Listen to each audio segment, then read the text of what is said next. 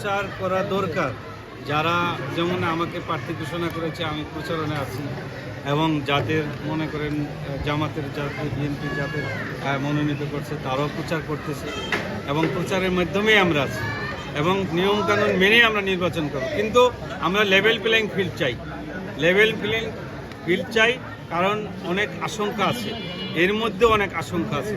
এই জন্য আমরা সরকারের দৃষ্টি আকর্ষণ করছি যেন একটা সুন্দর পরিবেশ করে দেয়, সুন্দর সুষ্ঠু সুন্দর পরিবেশ করে দেয়। এটাই আমরা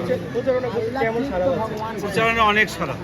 ইনশাল্লাহ আমাদের দল ইসলামী আন্দোলন পিসাব চরমানের পক্ষ থেকে এটা সবাই ভালো, আমার দল ভালো, এবং আমি তিনবার এখানে একটা পরিস্থিতি আছে, এই জন্য আমাকে সবাই ভালোবাসে, এবং আমি 2014 থেকেই সবার সাথে দুঃখে সুখে আছি, যার জন্য আমি অনেক সাড়া পাচ্ছি, এবং সবাই ব্যাপক সাড়া, এবং এই হাত পাখায় ভোট দেওয়ার জন্য মানুষ অনেক আগ্রহী। ইনশাআল্লাহ আপনারা দোয়া করবেন।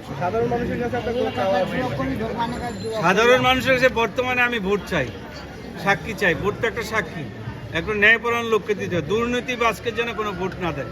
আমার ছেলে ভালো প্রার্থী থাকলে তারও যেন দেয়, কিন্তু কোনো দুর্নীতিবাজকে কেন যেন কোনো ভোট না দেয়, এটাই আমরা চাই।